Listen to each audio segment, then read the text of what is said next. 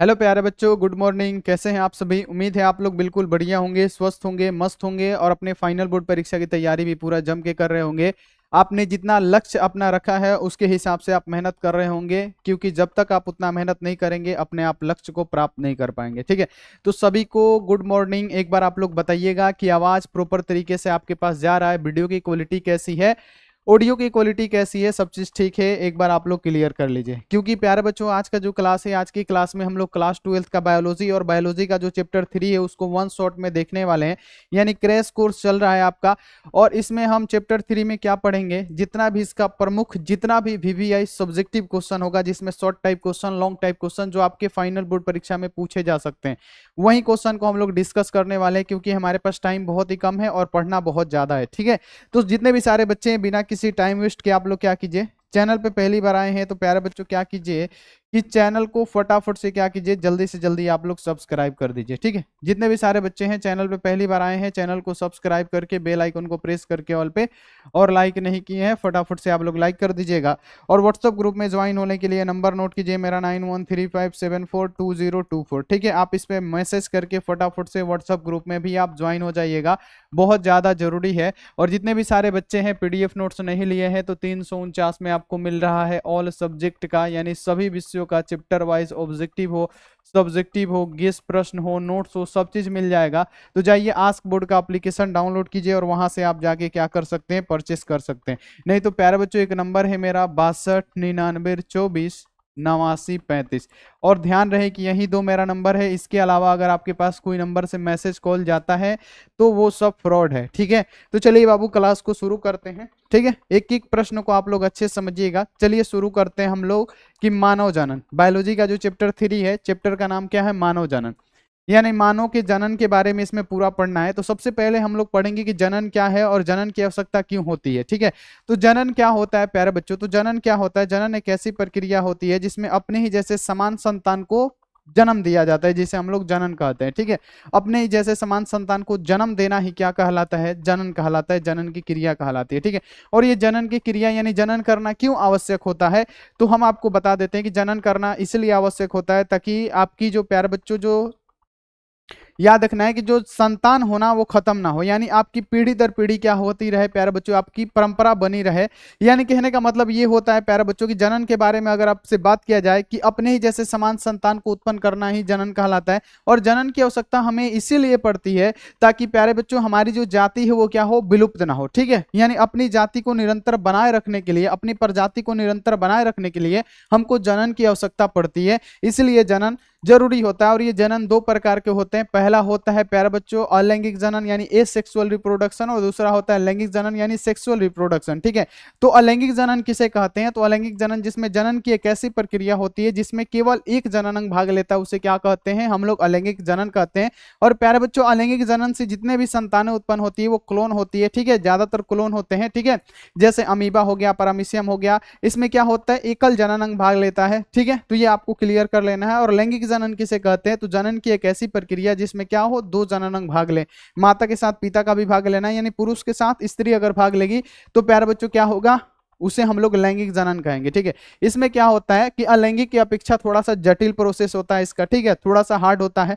ठीक है, तो ये सब आपको क्लियर कर लेना है। यानी अगर आपसे सिंपल सा पूछा जाए कि जनन की आवश्यकता हमें क्यों पड़ी, तो बाबू अपने ही जैसे समान संतति को यानी संतान को उत्पन्न करने के लिए हम लोग जनन करते हैं। ठीक है, और जनन का महत्व क्या है, तो बाबू अपने ही जैसे क्या, अपनी जो जाति है उसको निरंतर बनाए रखने के लिए क्या होता है, जनन करना पड़ता है। जैसे कुत्ते का जनन हो गया, अपनी जाति बनाए रखने के लिए कुत्ता जनन करते हैं, मनुष्य हो गया, जीव जंतु हो गए, पेड़ पौधे हो गए, है ना, ये सारे जितने भी हैं प्यारे बच्चों सब जनन के अंतर्गत आएंगे और अपने ही जैसे समान संतति को उत्पन्न करेंगे, जिसे हम लोग जनन कहेंगे।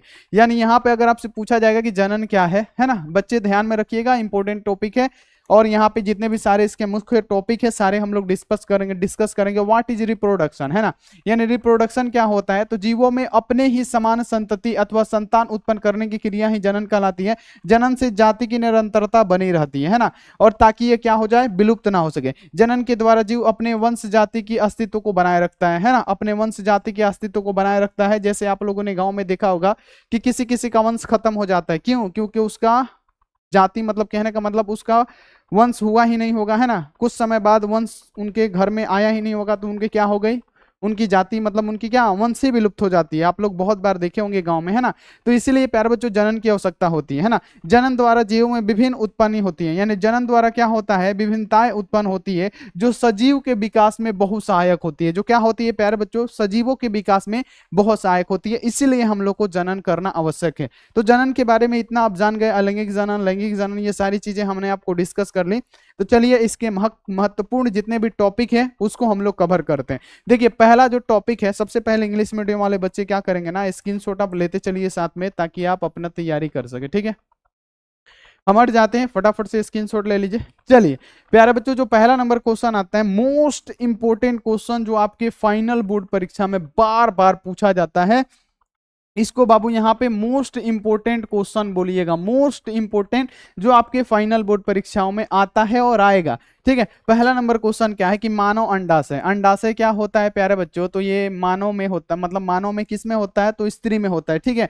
मानव अंडाशय का अनुप्रस्थ काट का स्वैच्छिक नामांकित चित्र बनाए, यानी मानव में अंडाशय का अनुप्रस्थ काट का पूछा जा रहा है बाबू, बताया जा रहा है किसका नामांकित चित्र बनाए, जो बहुत इंपॉर्टेंट है, ठीक है। तो प्यारे बच्चों सबसे पहले यहाँ पे आप लोग कुछ इस प्रकार की आकृति बना लीजिएगा। हमारा ड्राइंग उतना खास नहीं है, इसलिए प्यारे बच्चों हम क्या किए ना, उतने अच्छे से इसको नहीं बना पाए। इस प्रकार से बनता है, जहां पे ये वाली होती है ना, हम इसी पे बना देते हैं, ठीक है। ये वाली होती है हमारी क्या होती है, तो रुधिर कणिकाएं होती है ना। याद रखना है कि रुधिर वाहक यानी रक्त वाहक होता है ये हमारा, ठीक है। और प्यारा बच्चों ये हमारा क्या होता है, गोलाकार, ये हमारा जो याद रखिएगा ये वाला जो चीज होता है ना, प्राथमिक पुट्टिका होती है, ये आपको क्लियर कर लेना है।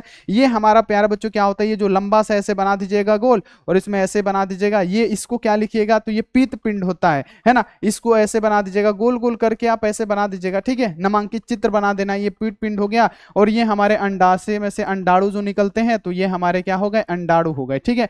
तो ये आप लोग ऐसे ऐसे करके बना दीजिएगा, ठीक है, ऐसे बना दीजिएगा। और ये हमारे क्या हो गए प्यारे बच्चों, ग्राफिक क्या मतलब ग्राफिक पुट्टिक हो गए, ये वाला हमारा क्या हो गया, ग्राफिक पुट्टी हो गया। और तृतीय पुट्टिक ये हमारा हो गया। तो इस पर करके ऐसी ऐसी संरचना आपको क्या करना है बाबू, बना देना है, और दो चार नाम इसका बस लिख देना है, और आपको 2 नंबर 100% है कि मिल जाएगा, ठीक है। तो आप ऐसा जरूर कर सकते हैं, आप इसको बना लीजिएगा, ठीक है। आप इसको 2 से 3 बार प्रैक्टिस करेंगे ना, इसका नाम लिखेंगे ना, आपसे 100% बन जाएगा। और बस आप इसको ऐसे बना देते हैं, तो आपको प्यारे बच्चों 100% है कि 2 नंबर आराम से मिल जाएगा।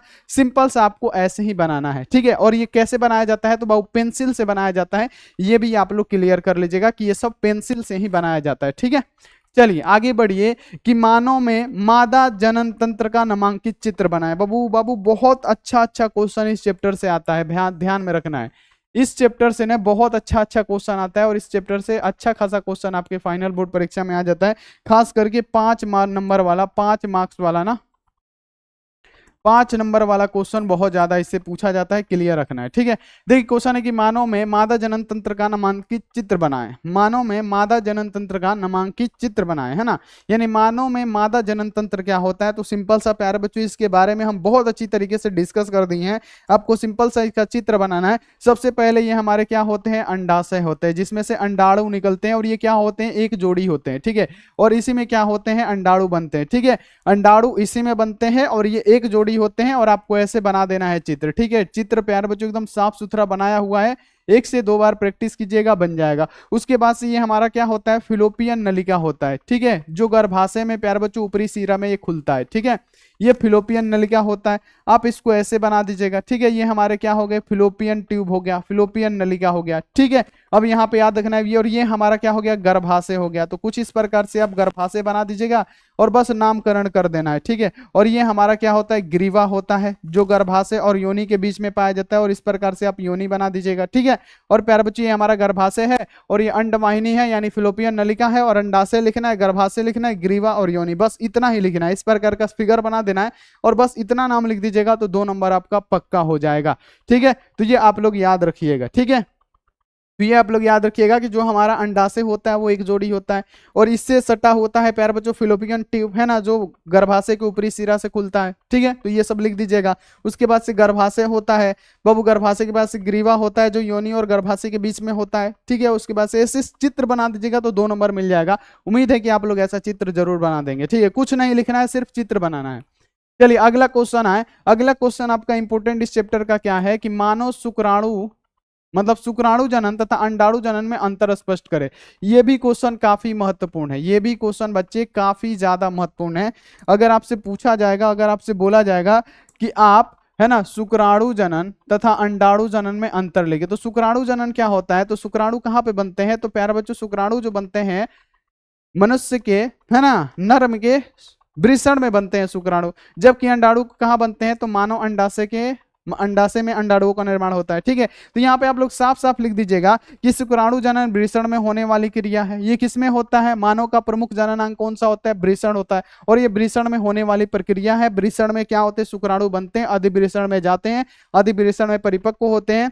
ठीक है, उसके बाद से शुक्रवाहिका नली द्वारा शुक्राशय तक जाते हैं। शुक्राशय में क्या होता है, उनको पोषण प्रदान किया जाता है। ठीक है, वहां पे लंबे समय तक वो टिके रहते हैं। फिर प्यारे बच्चों क्या होता है कि जब संभोग मनुष्य करता है तो क्या होते हैं प्यारे बच्चों कि ये सीसन से होके निकल जाते हैं, पेनिस से होके निकल जाते हैं, मूत्रवाहिका से मतलब मूत्रवाहिका नली द्वारा ये क्या हो जाते हैं, मूत्राशय द्वारा निकल जाते हैं। ठीक है, तो ये आपको क्लियर कर लेना है। तो देखिए शुक्राणु जनन वृषण में होने वाली प्रक्रिया है, यानी शुक्राणु हमारा वृषण में ही बनता है, और अंडाशय में होने वाली प्रक्रिया है, यानी जो अंडाणु होता है ये अंडाशय में बनते हैं। ठीक है, अंडाशय में से अंडाणुओं का निकलना ही अंडोत्सर्ग कहलाता है। ठीक है, अगला कि इसके एक प्राथमिक यहाँ पे स्पर्मेटोसाइट में 4 शुक्राणु बनते हैं, यानी प्यारे बच्चों इसके प्राथमिक स्पर्मेटोसाइट में 4 शुक्राणु बनते हैं। इसमें एक प्राथमिक यहाँ पे याद रखना है कि असाइट से एक अंडाणु बनता है। क्या बनता है, इसमें एक अंडाणु बनता है।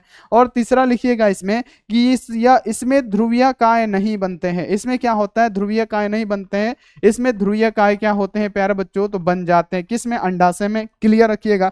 इसमें यहाँ पे देखिए अपेक्षाकृत कम समय लगता है, शुक्राणु बनने में बहुत कम समय लगता है, शुक्राणु बनने में बहुत कम समय लगता है।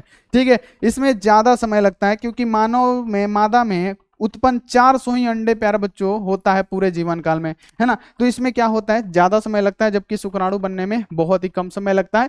तो ये आप लोग क्लियर कर लीजिएगा, मोस्ट इंपोर्टेंट है आप सभी बच्चों के लिए। ठीक है, चलिए हो गया ये क्वेश्चन क्लियर। चलिए अब आगे बढ़िए कि शुक्राणु के मध्य भाग में क्या पाया जाता है। 2014 में एक क्वेश्चन आया हुआ था कि शुक्राणु के मध्य भाग में क्या पाया जाता है। देखिए ऑब्जेक्टिव टाइप क्वेश्चन है, लेकिन 2 नंबर में क्वेश्चन ये पूछ दिया गया था, तो कहीं हो सकता है कि आपके भी एग्जाम में आ जाए कि शुक्राणु के मध्य भाग में क्या पाया जाता है। तो 4 का आंसर क्या लिखिएगा कि शुक्राणु के मध्य भाग में माइटोकॉन्ड्रिया पाया जाता है। क्या, शुक्राणु के मध्य भाग में क्या पाया जाता है, माइटोकॉन्ड्रिया पाया जाता है। ठीक है, तो ये आप लोग लिख दीजिएगा कि शुक्राणु के मध्य भाग में क्या पाया जाता है, तो शुक्राणु के मध्य भाग में माइटोकॉन्ड्रिया पाया जाता है। क्या बाबू, माइटोकॉन्ड्रिया पाया जाता है। तो यहाँ पे क्या हो जाएगा, हमारा राइट आंसर हो जाएगा। बस इतना ही लिखना है, इससे ज्यादा नहीं लिखना है इस क्वेश्चन में। चलिए अब ये जो क्वेश्चन है प्यारे बच्चों 5 नंबर का है, और इसको ध्यान से पढ़ना है क्योंकि बहुत ज्यादा इंपॉर्टेंट है। ये क्वेश्चन आ सकता है आपके एग्जाम में। 5 नंबर का क्वेश्चन है कि मानव शुक्राणु का नामांकित चित्र बनाइए, है ना। यानी ये शायद 2 नंबर वाला है अभी, कि मानव शुक्राणु का नामांकित चित्र बनाइए, है ना। तो मानव शुक्राणु का आपको चित्र बनाना है, 2 नंबर का क्वेश्चन है बाबू। मानव शुक्राणु का नामांकित चित्र बनाना है। सिंपल सा प्यारे बच्चों, सबसे पहले वाला ऊपर वाला जो ये जो हिस्सा है ना, इसको क्या लिखिएगा आप लोग। ठीक है, ये जो ऊपर वाला हिस्सा है इसको क्या बोलते हैं, तो जीव द्रव्य कला, है ना। यानी प्यारे बच्चों प्लाज्मा झिल्ली इसको कहा जाता है। ठीक है, इसको अग्रपिंडक कहा जाता है, अग्रपिंडक। यानी प्यारे बच्चों याद रखना है कि एक क्रोमोसोम मतलब यहाँ पे मानव शुक्राणु का सबसे पहले ये क्या है, शीर्ष भाग है। सिंपल से याद रखना है कि ये जो ऊंचा वाला भाग होता है ये हमारा शीर्ष होता है, यानी ये सर होता है मानव शुक्राणु का। ठीक है, और प्यारे बच्चों एक क्रोमोसोम होता है जो मानव शुक्राणु का जो शीर्ष भाग होता है, जो एक टोपी नुमा संरचनी होती है, उसे हम लोग क्या कहते हैं, तो प्यारे बच्चों एक क्रोमोसोम कहते हैं। ठीक है, तो यहाँ पे आपको याद रखना है कि अग्रपिंडक इसको क्या कहा जाता है, कहा जाता है। ठीक है, अब प्यारे बच्चों ये ऐसे आप लोग सिंपल सा ऐसा फिगर बना दीजिएगा। उसके बाद से ये वाला लिखिएगा केंद्रिका युक्त गुणसूत्रों पदार्थ, है ना, गुणसूत्री पदार्थ। केंद्रिका युक्त ये क्या है, हमारी गुणसूत्री पदार्थ है। और प्यारे बच्चों याद रखना है कि ये हमारा क्या है, ग्रीवा है। ये हमारा क्या है, ग्रीवा है, ग्रीवा लिख दीजिएगा। और ये मध्य भाग है जहाँ पे क्या पाया जाता है, तो माइटोकॉन्ड्रिया पाया जाता है, यानी सूत्र कणिकाएं पाई जाती है। ये मध्य भाग में क्या पाया जाता है, तो माइटोकॉन्ड्रिया पाया जाता है, जो तैरने के लिए शुक्राणु को क्या करता है, ऊर्जा प्रदान करता है, जो तैरने के लिए शुक्राणु को ऊर्जा प्रदान करता है। और ये क्या होती है, शुक्राणु का जो पूंछ होता है बहुत लंबा होता है। ठीक है, और ये प्यारे बच्चों क्या करता है, तो संचलन के लिए होता है। तो आपको कुछ लिखना नहीं है, सिर्फ इसका ऐसे फिगर बना देना है, और फिगर बना के और प्यारे बच्चों बस आपको लिख देना है। पेंसिल से ये सब फिगर बनाइएगा। अगर आपके एग्जाम में आता है तो आप पेंसिल से ही फिगर बनाइएगा कि ताकि आपको 2 नंबर मिल जाए। ठीक है, तो मानव शुक्राणु का चित्र बनाइएगा और सारा ये सब 1 से 2 बार प्रैक्टिस कीजिएगा, हो जाएगा। ठीक है, 1 से 2 बार प्रैक्टिस करने से बाबू क्या होगा, पूरा का पूरा हो जाएगा। क्लियर रखिएगा। अब चलिए आगे बढ़िए। ये देखिए क्वेश्चन क्या है, ये 5 नंबर का क्वेश्चन है। ये वाला क्वेश्चन जो है प्यारे बच्चों 5 नंबर का है और इसमें पूछा क्या गया है, यहाँ पे आप लोग ध्यान रखिएगा कि मानव में पूछा गया कि मनुष्यों में मादा जनन तंत्र का एक स्वच्छित और समुचित चित्र एवं नामांकित आरेख बनाए और इसके विभिन्न अवयवों को लिखे, है ना। मानव में पूछा गया कि मादा में, मनुष्य के मादा में जनन तंत्र का एक चित्र बनाना है और जो भी चीजें होती हैं, है ना, प्रमुख अंग से लेके इसके प्यारे बच्चों सहायक अंग तक सबके बारे में आपको लिखना है। तो हमने आपको पहले भी बताया कि मानव मादा का जो बाबू स्वैच्छिक चित्र है वो इस प्रकार से बनेगा कि इसमें क्या होगा, क्लियर रखिएगा कि इसमें क्या होता है प्यारे बच्चों। तो सबसे पहले यहाँ पे एक जोड़ी क्या पाया जाता है, तो हमारा अंडाशय पाया जाता है, जिसमें क्या बनते हैं, अंडाणु बनते हैं। और ये क्या होता है, तो मानव मादा का प्रमुख जननांग होता है। सबसे प्रमुख जननांग क्या होगा हमारा, तो बाबू आपको ध्यान में रखना है कि ये हमारा अंडाशय होगा जिसमें अंडाणुओं का निर्माण होता है। ठीक है, उसके बाद से इसके प्यारे बच्चों सटा हुआ भाग ये वाला क्या होता है, जो ट्यूब होता है, जिसे हम लोग क्या कहते हैं, फिलोपियन ट्यूब कहते हैं, यानी इसे फिलोपियन नलिका कहते हैं। ठीक है प्यारे बच्चों, ये भी हमारा कितना होता है, 2 होता है ना। फिलोपियन ट्यूब भी हमारा 2 होता है। और ये हमारा जो गर्भाशय है ये क्यों को होता है, गर्भाशय मानव मादा में एक ही पाया जाता है, ये आपको याद रखना है, जो त्रिस्तरीय होता है। उसके बाद से प्यारे बच्चों ये हमारा योनि हो गया, है ना, महिलाओं का ये योनि हो गया। और योनि और प्यारे बच्चों गर्भाशय के बीच में ये क्या पाया जाता है, तो ये हमारा ग्रीवा पाया जाता है। ठीक है, तो ये आप लोग क्लियर कर लीजिएगा, क्या ये यहाँ पे क्या पाया जाता है, ग्रीवा पाया जाता है। तो ये आप लोग ऐसे चित्र बना दीजिएगा। ठीक है, 2 नंबर में भी काम आएगा और 5 नंबर में भी काम आएगा। और एक एक अवयव को आपको लिखना है कि एक एक अवयव इसका क्या है। चलिए सबसे पहले प्यारे बच्चों लिखिएगा कि मानव में मादा जनन तंत्र के प्रमुख अंग और उनके कार्य निम्नलिखित प्रकार से हैं।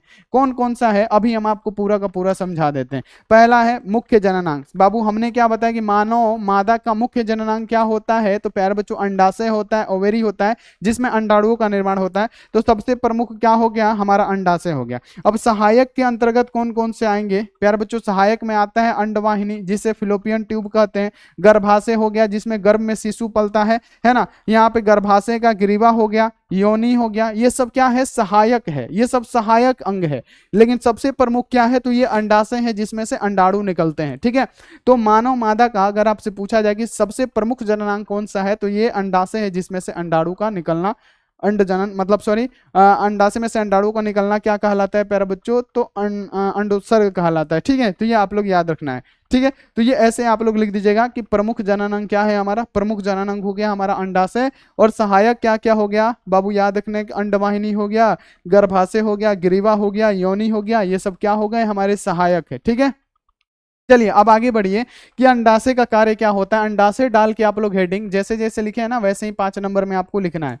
ठीक है, अंडाशय डाल के लिखिएगा कि यह मानव मादा का प्रथम लैंगिक अंग है ना, यानी प्यारे बच्चों प्राथमिक लैंगिक अंग है, जिसे हम लोग प्रमुख जनन अंग भी मानव मादा का कहते हैं। जो मानव, यहाँ पे याद रखना है कि जो मादा युग्मक अंड का क्या करता है प्यारे बच्चों, निर्माण और एस्ट्रोइड हार्मोन की उत्पादन करता है। ठीक है, कौन, तो यहाँ पे याद रखना है अंडाशय, अंडाशय में से ही अंडाणु निकलते हैं। ठीक है, चलिए अब देखिए कि उदर के नीचे 2 और एक एक अंडाशय एक जोड़ी होता है। प्यारे बच्चों उदर के नीचे एक एक अंडाशय एक जोड़ी होता है। सभी को पता है कि अंडाशय एक जोड़ी पाया जाता है, यानी 2 पाए जाते हैं। ठीक है, यहाँ पे प्रत्येक अंडाशय 2 से 4 सेंटीमीटर लंबी और 1.5 सेंटीमीटर चौड़ी तथा लगभग 1 सेंटीमीटर मोटी बादाम के आकार की संरचना की होती है। तो ये आपको इतना लिखना है। यह श्रेणी भित्ति से यहाँ पे लिगमेंट द्वारा उदर गुहा में क्या लटके हुए होते हैं। तो ये आपको किसके बारे में लिखना है, तो ये अंडाशय के बारे में लिखना है, जहां से अंडाणु निकलते हैं, अंडाणुओं का निर्माण होता है। ठीक है, तो ये आप लोग क्लियर रखिएगा। अभी आपने सिर्फ अंडाशय के बारे में पढ़ा,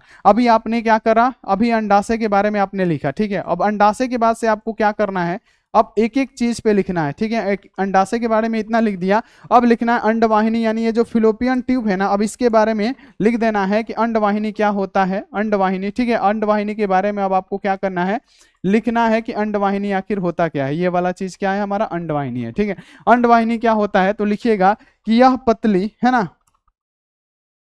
साफ साफ लिखिएगा कि यह पतली कुंडलित पेशिया नली होती है ना, जो गर्भाशय और अंडाशय को जोड़ती है। ये क्या करता है कि ये कुंडली एक नली होती है जो गर्भाशय, ये हमारा क्या है गर्भाशय और प्यारे बच्चों अंडाशय जो है इसी को ये जोड़ता है। कौन? तो फिलोपियन नली। ठीक है, तो लिखिएगा यह पतली कुंडलित पेशिया नली होती है जो गर्भाशय और अंडाशय को क्या जोड़ती है। यह अपनी कास यहाँ पे कास्भिका क्रियाओं द्वारा अंडाणुओं को गर्भाशय तक पहुंचाती है तथा निषेचन के लिए स्थान ये क्या करती है? प्रदान करती है। कौन? तो ये आपको लिखना है कि हमारी अंडवाहिनी यानी फिलोपियन ट्यूब जो होता है प्यारे बच्चों इसका कार्य।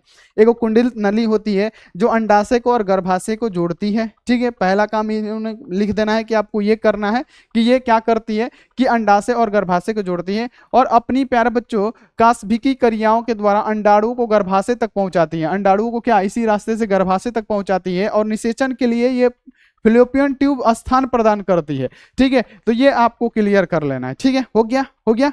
चलिए अब आगे बढ़ेंगे, गर्भाशय के बारे में पढ़ेंगे। ये वाला जो गर्भाशय होता है ना बाबू, अब इसके बारे में हमको पढ़ना है। ये क्या है? हमारा गर्भाशय है। ठीक है, ये हमारे तीन स्तर की होती है। ठीक है, तो अब ये गर्भाशय के बारे में हम लोग क्या करेंगे बाबू? पढ़ेंगे गर्भाशय क्या है। ठीक है, तो गर्भाशय के बारे में हेडिंग डाल के फिर लिखिएगा आप लोग, क्योंकि 5 नंबर का क्वेश्चन है, लिखना तो पड़ेगा बाबू, है ना। तो यहाँ पे गर्भाशय के बारे में आप लोग क्या क्या लिखेंगे हम आपको बता देते हैं। तो गर्भाशय के बारे में लिखिएगा कि मादा में केवल एक गर्भाशय पाया जाता है। मानव में मादा में कितना? एक गर्भाशय पाया जाता है जिसे बच्चेदानी भी कहते हैं। यह 8 सेंटीमीटर लंबी खोखली पेशिया होती है। ठीक है, ये 8 सेंटीमीटर लंबा होता है, खोखला होता है। इससे रक्त में यहाँ पे इसमें क्या होता है? रक्त की प्रचुर मतलब क्या पूर्ति होती है। इसमें रक्त जो होता है ब्लड की प्रचुर पूर्ति होता है। यह भी आप देखिए श्रेणी भित्ति से लिगमेंट द्वारा जुड़ी होती है। यह श्रेणी भित्ति से क्या होती है? लिगमेंट द्वारा जुड़ी होती है। इसकी ऊपरी भाग किसमें खुलता है? फिलोपियन नलिका में खुलता है। यानी इसका जो ऊपरा भाग है ये किसमें खुला? फिलोपियन ट्यूब है ना, ये इसमें खुलता है। और प्यारे बच्चों निचला भाग प्यारे बच्चों यहाँ पे संकीर्णित भाग जो होता है गर्भाशय ग्रीवा कहलाता है। यानी इसका जो निचला भाग है इसे क्या कहते हैं? ग्रीवा कहते हैं। तो ये आप लोग क्लियर रख दीजिएगा। और ग्रीवा कहाँ पाया जाता है? तो गर्भाशय और योनि के बीच में पाया जाता है ग्रीवा। ठीक है, तो इतना आप लोग लिख दीजिएगा किसके बारे में? गर्भाशय के बारे में। ठीक है, गर्भाशय के बारे में और आप लिख सकते हैं क्या क्या। तो प्यारे बच्चों गर्भाशय भित्ति 3 स्तर की होती है। हमने आपको पढ़ा रखा है 2 दिन पहले भी कि गर्भाशय भित्ति के 3 स्तर होते हैं। पहला होता है पतला झिल्लीमय, है ना, पराग भारसीय इसे कहते हैं, है ना। पराग यहाँ आप देखिए परागर भार से कहते हैं। मध्य मोटा, है ना, मध्य मोटा होता है जो प्यारे बच्चों गर्भाशय पेशी अस्तर मध्य होता है। यहाँ आप देखिए आंतरिक यहाँ पे ग्रंथिल स्तर जो अंत स्तर होता है, जो अंत में होता है, सबसे अंदर होता है। ठीक है, तो ये 3 परतें भी आप चाहे तो लिख सकते हैं, नहीं भी लिखेंगे तो कोई बात नहीं है। अब प्यारे बच्चों योनि का काम क्या है ना, यहाँ पे योनि का काम क्या है। अब योनि के बारे में पढ़ लीजिए कि ये जो योनि है इसका काम क्या है। तो गर्भाशय यहाँ आप देखिए पतली ग्रीवा द्वारा योनि में बदल जाता है। जो गर्भाशय है प्यारा बच्चों याद रखना है कि पतली ग्रीवा द्वारा किसमें बदल जाता है? योनि में बदल जाता है। यह मैथुन के समय, है ना, जब सेक्स करते हैं लोग तो पुरुष की वीर्या जो होता है, स्पर्म जो होता है प्यारा बच्चों, इसको क्या करती है? ये ग्रहण करती है अपने अंदर। ठीक है, इसका काम क्या है? ये सिर्फ योनि का इतना ही काम है। ठीक है, तो ये आप लोग क्लियर कर लीजिएगा। ठीक है, क्लियर हो गया। तो ये इतना अगर आप लिख देते हैं तो आपको क्या मिलेगा बाबू? 5 नंबर टोटल का टोटल आपको मिल जाएगा 100%। ठीक है, क्लियर। चलिए, तो ये आप लोग लिख दीजिएगा 5 नंबर का। अगला जो 5 नंबर वाला क्वेश्चन है बाबू, अगला क्वेश्चन है कि शुक्राणु का एक नामांकित आरेखित चित्र बनाए और इसके सभी घटकों के बारे में लिखें, है ना। यानी फिर आपको क्या करना है कि शुक्राणु का नामांकित चित्र बनाना है और इसके घटकों के बारे में लिखना है आपको कि इसके घटक कौन कौन से हैं। ठीक है, सबसे पहले प्यारे बच्चों की ये क्वेश्चन आया हुआ है और ये इंपॉर्टेंट है, 5 मार्क्स का क्वेश्चन बहुत आता है इससे। तो देखिए सबसे पहले तो आप लोग इसका शुक्राणु का चित्र बना लीजिएगा, जैसे हमने अभी कुछ देर पहले बताया कि सबसे पहले प्यारे बच्चों ये हमारा क्या होता है? शीर्ष भाग होता है। मानव शुक्राणु का क्या होता है बच्चे? ये शीर्ष भाग होता है। ये ऊपर वाला जो होता है ये हमारा शीर्ष भाग होता है। और ये जो टोपी नुमा संरचना होती है जिसे हम लोग क्या कहते हैं? तो प्यारे बच्चों अग्रपिंडक कहते हैं। ठीक है, ये आपको याद रखना है। एक क्रोमोसोम कहते हैं। ठीक है, क्लियर रखिएगा। और यहाँ पे इसे क्या होता है? इसको क्या बोलते हैं हम लोग? जीव द्रव्यकाल बोलते हैं, यानी प्लाज्मा झिल्ली बोलते हैं। ठीक है, और ये प्यारे बच्चों क्या होता है? केंद्र युक्त गुणसूत्र पदार्थ होते हैं। ठीक है, तो ये आप लोग लिख दीजिएगा। और ये क्या होता है? ग्रीवा होता है हमारा, तो ये भी लिख दीजिएगा। और मध्य भाग में क्या पाया जाता है? तो ये मध्य भाग है, इसमें आप लिख सकते हैं कि माइटोकॉन्ड्रिया पाया जाता है, यानी सूत्र कणिका पाया जाता है जो शुक्राणु को तैरने के लिए ऊर्जा प्रदान करता है। और ये हमारी क्या होती है? पूछे, जिससे शुक्राणु हमारे संचलन करते हैं। तो ये आप लोग लिख दीजिएगा। आप तो ऐसे भी लिख सकते हैं कि किस किस का कौन सा काम है, एक क्रोमोसोम का कौन सा काम है, ग्रीवा का कौन सा काम है, मध्य भाग में माइटोकॉन्ड्रिया पाया जाता है जो क्या करता है प्यारे बच्चों, तो शुक्राणु को तैरने के लिए ऊर्जा प्रदान करता है और पूंछों के द्वारा शुक्राणु क्या होते हैं, संचलन करते हैं। ठीक है, तो चलिए एक एक करके हम लोग लिखते हैं और एक एक पॉइंट दे दे के आप लोग लिखिएगा। कैसे लिखिएगा, क्योंकि आपको नंबर चाहिए बाबू, और जैसे बोले हैं वैसे लिखिएगा तो नंबर मिलेगा। देखिए कि सिर शुक्राणु का ऊपरी फूला हुआ भाग सिर कहलाता है ना, यानी मानव शुक्राणु का, ये सिर शुक्राणु नहीं, यहाँ पे लिखिएगा कि मानव शुक्राणु का, मानव शुक्राणु का, यहाँ पे याद रखना है कि शुक्राणु का, याद रखना है कि मानव शुक्राणु का ऊपरा फूला हुआ भाग सिर कहलाता है। ठीक है, ऊपरा फूला हुआ ये भाग है सिर कहलाता है, जिसके मध्य में एक अगुणित केंद्रक उपस्थित होता है। इसके ऊपर सिर, यहाँ पे देखिए टोपी नुमा जो संरचना होता है जिसे एक्रोसोम कहा जाता है। ठीक है, यह भाग गोल्जिकाय बॉडी द्वारा निर्मित होता है, जिसे निषेचन के दरमियान मानव, यहाँ पे याद रखना, मादा युग्मक में प्रवेश करने के लिए सहायता यानी एंजाइम उपस्थित इसमें होता है। ठीक है, तो ये इसका इतना काम है। फिर से पढ़िए कि मानव शुक्राणु का ऊपरा फूला हुआ भाग सिर कहलाता है, जिसके मध्य में एक यहाँ पे अगुणित केंद्रक उपस्थित होता है। इसकी ऊपरी सिरा टोपी नुमा संरचना एक क्रोमोसोम से ढका होता है। यह भाग गोल्जिकाय बॉडी द्वारा निर्मित होता है, यानी गोल्जिकाय बॉडी से बना होता है, जिसमें निषेचन के दरमियान यानी निषेचन के दौरान मादा युग्मक में प्रवेश के लिए सहायक एंजाइम क्या होते हैं, एक्रोसोम में उपस्थित होते हैं। तो ये आप लोग 100% लिख दीजिएगा। क्लियर, आप लोग 100% लिखिएगा। ठीक है, चलिए अब आगे लिखिएगा क्या प्यारा बच्चों, कि हमने तो प्यारा बच्चों ऊपर वाला शीर्ष भाग हमने पढ़ लिया कि मानव शुक्राणु का शीर्ष भाग क्या होता है। ठीक है, अब ग्रीवा के बारे में पढ़ लेते हैं कि ग्रीवा क्या है। ठीक है, क्योंकि हमने शीर्ष पढ़ लिया कि शीर्ष का कौन कौन सा भाग है, उसमें एक्रोसोम पाया जाता है ना, ये सारी चीजें हमने पढ़ लिया, गोल्जिकाय बॉडी का बना होता है, सारी चीजें हमने पढ़ लिया। अब हम लोग क्या पढ़ेंगे, इस ग्रीवा के बारे में पढ़ेंगे, ग्रीवा क्या है। ठीक है, तो देखिए ग्रीवा में लिखिएगा कि सिर के पीछे का छोटा सा भाग ग्रीवा कहलाता है। सिर के पीछे का छोटा सा जो भाग है, सिर के पीछे का छोटा सा जो भाग है उसे हम लोग क्या कहेंगे, ग्रीवा कहेंगे। ठीक है, याद रखना है, जो सेंट्रियोला द्वारा क्या होता है, निर्मित होता है, यानी ये सेंट्रियोला से बना हुआ होता है कौन, तो ग्रीवा। ठीक है, अब देखिए मध्य भाग में हम लोग पढ़ लेते हैं कि मध्य भाग में क्या पाया जाता है। तो आपको पता है कि शुक्राणु के मध्य भाग में माइटोकॉन्ड्रिया पाया जाता है, जो प्यारे बच्चों शुक्राणु को तैरने के लिए क्या ऊर्जा प्रदान करता है। तो लिखिएगा कि शुक्राणु के मध्य भाग में क्या असंख्य यहाँ पे क्या पाया जाता है, माइटोकॉन्ड्रिया पाया जाता है। ठीक है, यहाँ पे उपस्थित होता है। माइटोकॉन्ड्रिया की उपस्थिति पूंछ की गति के लिए आवश्यकता ऊर्जा प्रदान करता है। तो आप यह ऐसे लिख सकते हैं, आप लिख सकते हैं कि शुक्राणु के मध्य भाग में माइटोकॉन्ड्रिया पाया जाता है, जो शुक्राणु को तैरने के लिए ऊर्जा प्रदान करता है। तो आप ऐसे भी लिख सकते हैं। अब चलिए पूंछ के बारे में भी लिख सकते हैं, जिससे क्या करता है, हमारा शुक्राणु संचलन करता है। ठीक है, तो यह कोशिका द्रव्य द्वारा निर्मित भाग है, यह कोशिका द्रव्य से बना होता है, जो शुक्राणु को गतिशीलता एवं सक्रियता को बनाए रखता है, यानी गतिशीलता यानी संचलन करने के लिए ये पूंछ होता है। इसके मध्य भाग में एक यहाँ पे तंतुमय संरचना, यहाँ पे एक सोनियम उपस्थित होता है, जो बाहर तक निकलता हुआ होता है, जो बाहर तक क्या हुआ होता है, निकला हुआ होता है। तो ये आप लोग क्लियर कर लीजिएगा, इसके बीच में क्या एक सोनियम होता है जो बाहर तक यहाँ पे निकला हुआ है। तो ये आप लोग लिख दीजिएगा, तो पूरा का पूरा 5 नंबर आपका 100% मिल जाएगा।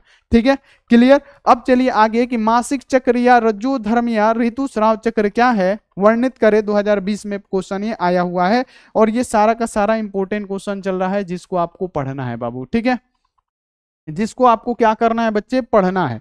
देखिए क्वेश्चन आपके सामने क्या है बाबू, क्वेश्चन आपके सामने ये है कि मासिक चक्र या रज्जु धर्म या ऋतुस्राव चक्र क्या है, वर्णन करें। तो बाबू सबसे पहले समझिए कि मासिक चक्र है ना, मासिक चक्र या मानव मादा के प्रजनन जीवन काल में औसतन 28 दिन बाद होने वाले कार्यकाई परिवर्तन होती है। जो मानव में महिलाओं में 28 दिन पे क्या होता है, जब महिलाएं यौना अवस्था में आ जाती है, 12 से 13 साल की अवस्था में, 12 से 14 साल की अवस्था में आ जाती है, तब ये चालू होता है, और ये हर 28 दिन पे दोहराता है। ठीक है, यहाँ आप देखिए जो रज्जु दर्शन से रोजनी वृत्ति तक होता है, यानी प्यार बच्चों रज्जु दर्शन कब होता है, तो 12 से 13 वर्षों की उम्र में रज्जु दर्शन स्टार्ट होता है, और रोजनी वृत्ति कब होता है, तो 40 से 45 या 50 वर्षों की उम्र में महिलाओं की रोजनी वृत्ति आ जाती है ना। तो ये आपको क्लियर कर लेना है। जो यहाँ पे लिखना है कि स्त्रियों में 12 से 13 वर्ष की आयु में है ना, जब यौना आरंभ होता है से लेके 40 से 45 वर्षों तक क्या हो जाता है, रोजनी वृत्ति हो जाता है, तक ये क्या होता है, हमारा जो मासिक चक्र है महिलाओं में चलता है।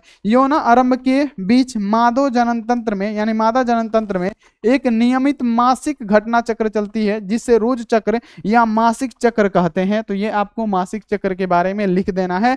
तो ये आप लोग 100% 100% लिख सकते हैं कि मासिक चक्र क्या होता है। तो ये मानव में महिलाओं में 28 दिन पे पूर्ण दोहराने वाली एक क्रिया होती है जो कब से कब तक चलती है। तो प्यारे बच्चों, रज्जो दर्शन से लेकर रोजनी वृत्ति तक चलती है। और रज्जो दर्शन कब होता है?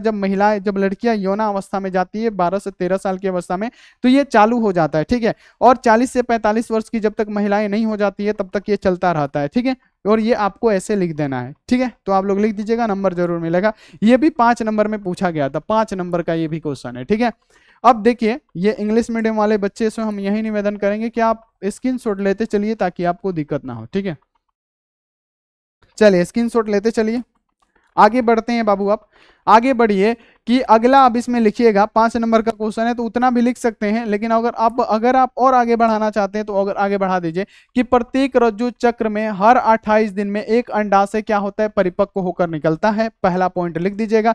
दूसरा कि रोज रज्जु चक्र का आरंभ रज प्रवाह से होता है, जिसके दौरान गर्भाशय की कोशिका स्तर यहां पर देखिए उतर कर बाहर निकलता है और इसके साथ साथ रक्त प्रवाह होता है। यह प्रक्रिया 3 से 4 दिन तक क्या होता है? मतलब ब्लड निकलते रहता है 3 से 4 दिन तक। ठीक है, दूसरा पॉइंट लिख दीजिएगा। तीसरा लिखिएगा कि रज्जु चक्र के आरंभ होने के 5वें से लेकर 13वें दिन तक ग्राफियन फॉलिकल में वृद्धि होता है और उसका परिपक्वन होता है। इस फ्लो यहाँ पे फॉलिकल में एक अंडाणु होता है जिसे मतलब घेरते हुई कोशिकाओं की एक यहाँ पे सहमति होती है। ग्राफियन फॉलिकल में से एक हार्मोन एस्ट्रोजन निकलता है जो गर्भाशय को अंडाणु को प्राप्त करने की तैयारी के लिए उत्तेजित करता है। ठीक है, ये आप लोग लिख दीजिएगा। गर्भाशय का यहाँ पे अस्तर बनाने वाली कोशिकाएं तेजी से वृद्धि करती है और रक्तवाहकों का मतलब एक घर जाल क्या कर देती है? बना देती है। अंडाशय से अंडाणुओं का निकलना क्या कहलाता है? अंडोत्सर्ग कहलाता है। अंडोत्सर्ग रोज यहाँ पे रोज चक्र के आरंभ में होने वाले 12 से 14 दिन बाद होता है ना। फिलोपियन यहाँ पे देखिए फूटकर अंडा आ जाता है। तो ठीक है, आप लोग इतना लिख दीजिएगा, जरूर आपको नंबर मिलेगा। ठीक है, 5 नंबर का है तो थोड़ा सा बढ़ाना तो पड़ेगा, तो आप बढ़ा दीजिएगा। चलिए, अब प्रसव क्या होता है? प्रसव अगर आपसे पूछा जाए तो प्रसव ऐसे आपको नहीं समझ में आ रहा होगा, लेकिन अगर हम आपको इसको इंग्लिश बताएं कि डिलीवरी है ना, महिलाओं में डिलीवरी होता है जब बच्चा क्या होता है? शिशु बाहर निकलता है। मानव में डिलीवरी आप लोगों ने सुना होगा, यानी प्रसव का मतलब होता है डिलीवरी होना, है ना। मानव में डिलीवरी, है ना। यानी प्रसव क्या होता है? तो प्रसव लिखिएगा सबसे पहले सभी बच्चे, 5 नंबर में आया हुआ क्वेश्चन था कि प्रसव क्या है। तो प्रसव गर्भवती माताओं के गर्भाशय शिशु से बाहर निकलने की क्रिया को शिशु जन्म या प्रसव कहा जाता है। जब महिलाओं में गर्भ शिशु होता है तो गर्भ शिशु जब गर्भाशय से बाहर निकलता है, यानी जब डिलीवरी होता है, इसी क्रिया को क्या कहा जाता है? तो प्रसव कहा जाता है। यानी शिशु को जन्म देना ही क्या कहलाता है? प्रसव कहलाता है। ठीक है, याद रखिएगा। प्रसव एक जटिल यहाँ पे तंत्र अंतरस्रावी क्रिया विधि द्वारा प्रेरित होता है। जटिल यानी इसमें बहुत ज्यादा दर्द, बहुत ज्यादा कठिनाई का सामना करना पड़ता है महिलाओं को। ठीक है, याद रखना है। प्रसव के लिए संकेत पूर्ण यहाँ देखिए विकसित गर्भ एवं अपरा से उत्पन्न होता है जो गर्भाशय में हल्के संकुचन को प्रेरित करता है ना। यानी दर्द और मतलब दर्द काफी होने लगता है। ठीक है, जब डिलीवरी होने वाला होता है तब, तो उसी को तो प्यारे बच्चों प्रसव कहते हैं, मतलब प्रसव कहते हैं कि मादाओं में गर्भाशय शिशु से बाहर निकलने की क्रिया, जब गर्भाशय में से शिशु बाहर निकलता है तो उसी को हम लोग डिलीवरी कहते हैं या प्रसव कहते हैं, चाहे उसी को ही हम लोग क्या कहते हैं? शिशु जन्म कहते हैं। ठीक है, तो ये आप लोग लिख दीजिएगा, इंपॉर्टेंट क्वेश्चन है। तो यहाँ पे जितने भी सारे बच्चे हैं जो इंग्लिश मीडियम वाले बच्चे हैं, फटाफट से आप लोग इसको नोट कीजिए और डेली बाई डेली आइए। सुबह में 6 बजे क्लास आपका चल रहा है और चलेगा। ये देखिए क्वेश्चन क्या है कि अंडाशय के कोई 2 कार्य बताएं, कि अंडाशय के कौन कौन से कार्य हैं? अंडाशय के कोई 2 कार्य बताएं। अंडाशय में से क्या होता है? अंडोत्सार मतलब अंडाणु निकलते हैं, है ना। पर ये क्या होता है? मानव मादा का प्रमुख जननांग होता है, इसमें से अंडाणु निकलते हैं। तो ये सभी तो आपको लिखना है, तो लिख दीजिएगा कि अंडाशय के 2 कार्य कौन कौन से हैं, हम आपको बता देते हैं। लिखिएगा कि एस्ट्रोजन हार्मोन का उत्पादन करता है कौन? अंडाशय। अंडाशय एस्ट्रोजन हार्मोन का उत्पादन करता है, अर्थात यहाँ पे अंतःस्रावी ग्रंथि की तरह काम करता है। पहला लिख दीजिएगा इसका पहला कार्य। अंडाशय का उत्पादन करने का यहाँ पे मतलब अंडाणुओं होगा ना, अंडाणुओं का उत्पादन करना, वो उनके यहाँ पे परिवर्धन में सहायता करना, ये इसका काम होता है। आप ये भी लिख सकते हैं अंडाशय में से अंडाणु भी निकलते हैं, है ना। तो ये सारी चीजें आप लिख सकते हैं, 2 बोला गया है, 2 आप लिख सकते हैं आराम से, है ना। चलिए आगे बढ़िए कि अगर आपसे क्वेश्चन पूछा जाए बाबू कि नर में यौना आरंभ के दौरान आने वाली परिवर्तन कौन कौन से हैं? यानी जो मानव नर होता है जब 12 से 14 साल का हो जाता है, उसमें यौना आरंभ शुरू हो जाता है, तो मानव में एकाएक क्या वृद्धि होता है ना, वही लिखना है। तो सबसे पहले प्यारे बच्चों इसको हेडिंग डाल के लिखिए कि नर में यौना आरंभ के दौरान आने वाली परिवर्तन कौन कौन सी है। तो सिंपल सा आप लोग लिखिएगा जितने भी सारे बच्चे हैं कि नर यानी लड़कों में यौना आरंभ 13 से 16 वर्ष की आयु में प्रारंभ हो जाती है, यानी 13 से 16 वर्ष का होता है यौना आरंभ प्रारंभ हो जाता है। वृषण की लीडिंग कोशिकाओं द्वारा नर लैंगिक हार्मोन टेस्टोस्टेरोन के स्राव से नर में यौना आरंभ प्रेरित हो जाता है। इस समय लड़के निम्न परिवर्तन प्रकट हो जाता है। इसमें निम्न परिवर्तन प्रकट होगा। पहला क्या होगा कि शुक्राणु नलिकाओं शुक्राणुओं का निर्माण आरंभ हो जाता है। 12 साल से नीचे का, यानी याद रखना कि यौना आरंभ से नीचे शुक्राणु मतलब मानव नर में नहीं बनते हैं, ठीक है, याद रखना है। वृषण कोष एवं यहाँ देखिए शीशन के आकार में भी वृद्धि हो जाती है, यानी वृषण भी बढ़ जाएगा और जो आपका पेनिस है उसमें भी क्या होने लगता है, वृद्धि होने लगता है। चलिए, चेहरे पर दाढ़ी मूछ क्या होने लगती है, आने लगती है। जननांग में बाल आने लगते हैं ना। स्वर भारी हो जाता है और शरीर की लंबाई में वृद्धि होती है। कंधे फैलकर चौड़े होने लगते हैं।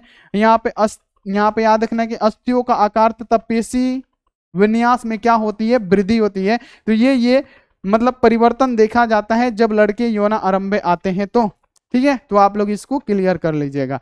चलिए आगे बढ़िए। अगला क्वेश्चन है कि निषेचन किसे कहते हैं, बहुत ज्यादा इंपॉर्टेंट है। पहले उससे पहले इसको आप लोग इंग्लिश मीडियम वाले बच्चे स्क्रीनशॉट ले लो, है ना। चलिए अब आगे बढ़िए।